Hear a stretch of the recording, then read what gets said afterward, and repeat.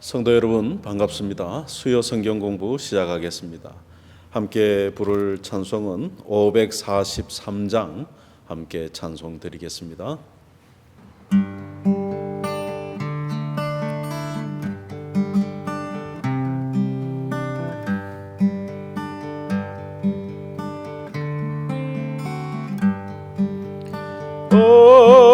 어려운 일 당할 때 나의 믿음 적으나 의지하는 내 주를 더욱 의지합니다. 세월 지나갈수록 의지할 것뿐일세. 무슨 일을 당해도 예수 의지합니다. 성령께서 내 마음 밝히 비춰주시니 인도하심 따라서 주만 의지합니다. 세월 지나갈수록 의지할 것뿐일세. 무슨 일을 당해도 예수 의지합니다. 밝을 때의 노래와 어두울 때의 기도로 위태할 때도 우물 주께 간구합니다. 세월 지나갈수록 의지할 것뿐일세. 무슨 일을 당해도 예수 의지합니다. 생명 있을 동안에 예수 의지합니다. 천국 올라가도록 의지할 것뿐일세. 세월 지나갈수록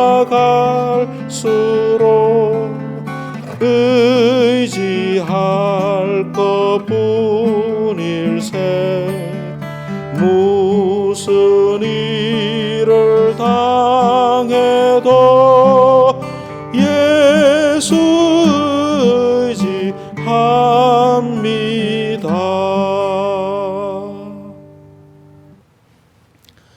기도하겠습니다. 하나님 아버지, 은혜를 감사합니다. 예수 그리스도 안에서 우리로 하나님의 백성 삼으시고 어려운 중에도 주님을 의지하며 살도록 은혜 베풀어 주셔서 감사합니다. 주의 나라에 이르는 그날까지 이 땅 위에서도 하나님을 사모하고 주의 말씀을 따라 살게 해주시니 감사합니다. 우리의 믿음을 주의 성령께서 붙들어 주셔서 강한 믿음으로 험한 세상 승리할 수 있도록 도와주옵소서. 이 시간도 주의 말씀을 함께 나눕니다.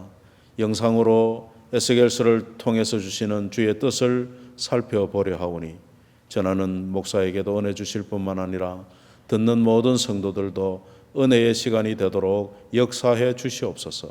예수님의 이름으로 기도하옵나이다. 아멘. 오늘은 에스겔서 4장과 5장 말씀을 살펴보겠습니다.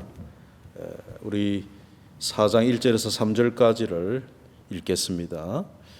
너 인자야, 토판을 가져다가 그것을 내 앞에 놓고 한 성읍 곧 예루살렘을 그 위에 그리고 그 성읍을 에워싸되 그것을 향하여 사다리를 세우고 그것을 향하여 흙으로 언덕을 쌓고 그것을 향하여 진을 치고 그것을 향하여 공성태를 둘러 세우고 또 철판을 가져다가 너와 성읍 사이에 두어 철벽을 삼고 성을 포위하는 것처럼 에워싸라.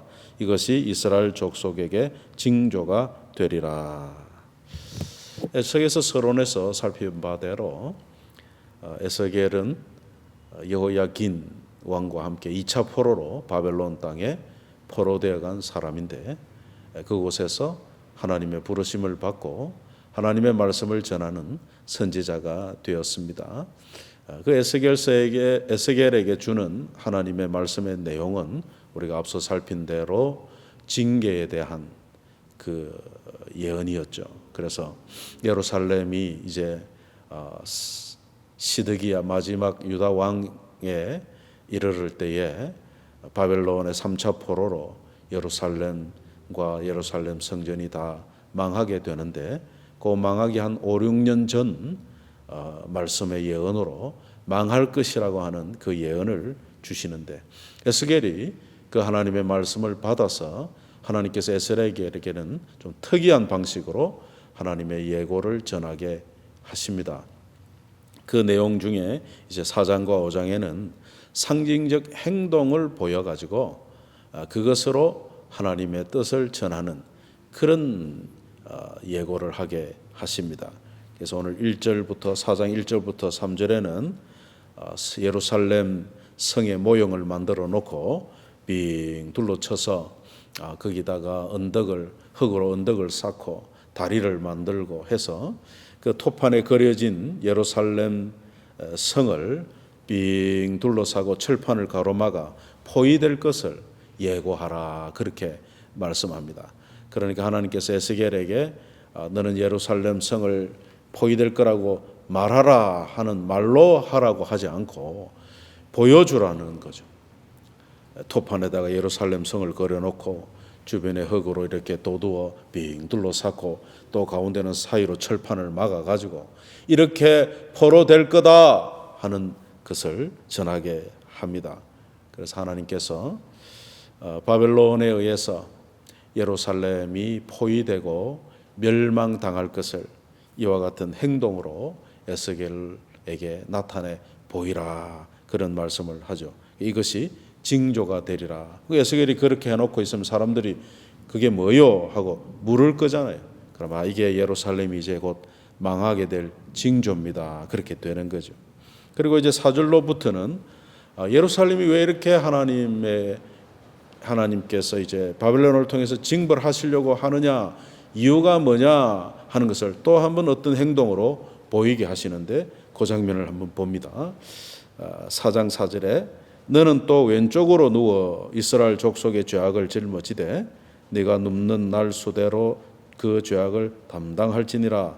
내가 그들의 범죄한 해수대로 네게 날수를 정하였나니 곧 390일이니라. 너는 이렇게 이스라엘 족속의 죄악을 담당하고 그 수가 차거든 너는 오른쪽으로 누워 유다 족속의 죄악을 담당하라. 내가 네게 40일로 정하였나니 하루가 1년이니라. 너는 또 내 얼굴을 에워싸인 예루살렘 쪽으로 향하고 팔을 걷어 올리고 예언하라.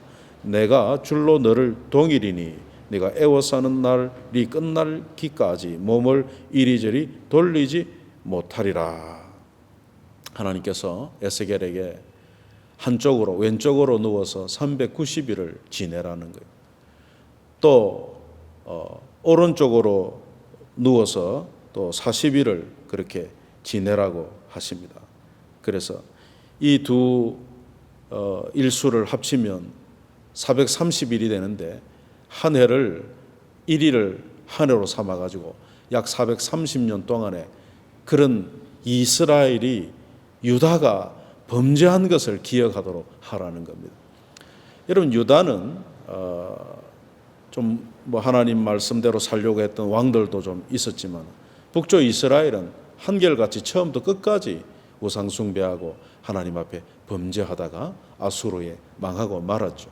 그러나 유다 역시 북쪽 이스라엘이 범죄하다가 망하는 것을 보고서도 므낫세 이후에 점점 타락하여 마침내 우상 숭배로 하나님 앞에 심판받고 예루살렘도 망하는 그런 일을 당하게 되는 것이죠. 그래서 에스겔이 한쪽으로 누워서 지내는데 사람이 이제 누워 자다 보면 몸을 뒤척일 거 아닙니까? 그런데 하나님께서 그렇게 못하도록 줄로 동이겠다 그래 말씀하는 거죠. 이것이 보여주는 것은 뭡니까? 예루살렘이 포위되고 바벨론에 잡혀 포로되어 갈 거다 하는 것을 또 한 번 보여주시는 것이죠. 그래서 팔을 걷어 올리고 예언하라. 이게 강경한 태도인 것이죠. 그래서 강경한 태도로 마침내 예루살렘과 유다 백성들이 범죄한 것에 대해서 하나님이 징벌하겠다 그렇게 말씀하시는 거죠. 5장 10절에 보면 이 모든 심판의 이유를 하나님께서 뭐라고 말씀하느냐. 그리한즉 5장 10절을 보십시오. 그리한즉 네 가운데서 아버지가 아들을 잡아먹고 아들이 그 아버지를 잡아먹으리라. 내가 벌을 네게 내리고 너희 중에 남은 자를 다 사방에 흩으리라. 벌을 네게 내리고. 여러분, 하나님께서 여러 선지자들을 보내서 우상 숭배하지 말고 하나님을 섬기고 이웃을 사랑하라고 그렇게 강조하셨고 또 회개하면 용서하겠다고 하나님께서 그토록 말씀하셨음에도 북쪽 이스라엘과 남쪽 유다가 이 하나님의 말씀을 저버렸죠. 불순종했습니다. 그리고 계속 죄를 짓지요. 그래서 하나님께서 참으시는 데까지 참으시다가 더 이상 용납되지 않는 때가 오니까 하나님께서 마침내 진노의 채찍을 들고 예루살렘을 무너뜨리는 그런 징벌을 가하게 되는 것입니다. 여러분, 우리가 성경의 영적 원리 가운데 하나가 우리 하나님은 회개하는 자에게는 용서의 은혜를 베푸십니다.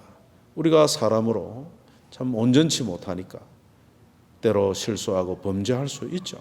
하나님께서 우리의 범죄하는 것에 대해서 아십니다. 그래서 그렇게 하지 못하도록 하나님의 법을 먼저 우리에게 주시지 않습니까? 그래서 그 말씀을 읽고 그 말씀대로 살기로 애를 쓰고 그래 살면 되는데 때로는 말씀이 있음에도 불구하고 그 말씀을 저버리고 범죄하는 거예요.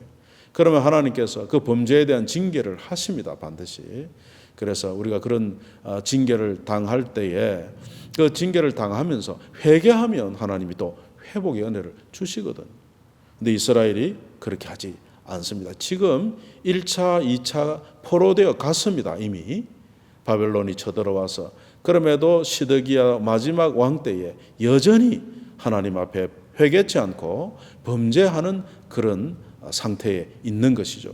우리가 이제 다음 주일에 6장부터 7장 쭉 살펴보면서 도대체 예루살렘의 그 유다 백성들이 어느 정도 타락했는지를 이제 보게 될 것입니다만은 지금 하나님께서는 에스겔에게 이런 행동으로 보여주는 심판에 대한 예고를 하게 하시는 겁니다. 그래서 모로 누워서 수십일을 지나도록 그렇게 함으로써 왜 한쪽으로만 자느냐. 예루살렘에 대해서 하나님께서 이렇게 꼼짝 못하도록 포로되게 하실 것이다. 그런 것을 보여주는 것이죠. 그리고 이제 9절부터 4장 9절로 가면은 기근에 대해서 예루살렘이 포위가 되니까 어떻게 되겠습니까? 먹을 것이 없고 공급이 안 되니까 물이 점점 떨어지고 굉장히 어려운 궁핍의 상태가 되겠죠. 그 내용을 또 말씀합니다. 4장 9절부터 볼까요? 너는 밀과 보리와 콩과 팥과 조와 기리를 가져다가 한 그릇에 담고 너를 위하여 떡을 만들어 네가 옆으로 눕는 날 수 곧 390일 동안 먹되 너는 음식물을 달아서 하루 20세겔씩 때를 따라 먹고 물도 6분의 1 흰씩 되어서 때를 따라 마시라. 너는 그것을 보리떡처럼 만들어 먹되 그들의 목전에서 인분불에 피워 구울지니라. 그러니까 보통은 섞지 않고 따로따로 보리떡이든지 밀떡이든지 따로 굽는 것인데 뭔가 다 부족하니까 모아서 한꺼번에 섞어서 굽는데 그 땔감을 인분을 말려서 구우라고 하는 거예요. 그래서 에스겔이 뭐라고 하느냐 하면은 도무지 나는 하나님 그것만은 정말 할 수가 없겠습니다. 그래 이야기합니다. 13절 보십시오. 또 여호와께서 이르시되 내가 여러 나라들로 쫓아내어 흩어버릴 이스라엘 자손이 거기서 이같이 부정한 떡을 먹으리라 하시기로 내가 말하되 주 여호와여 나는 영혼을 더럽힌 일이 없었나이다. 어려서부터 지금까지 스스로 죽은 것이나 짐승에게 찢긴 것을 먹지 아니하였고 가증한 고기를 입에 넣지 아니하였나이다. 여호와께서 내게 이르시되 보라 새똥으로 인분을 대식하기를 허락하노라. 너는 그것으로 떡을 구울지니라. 하나님 이건 너무 어렵습니다.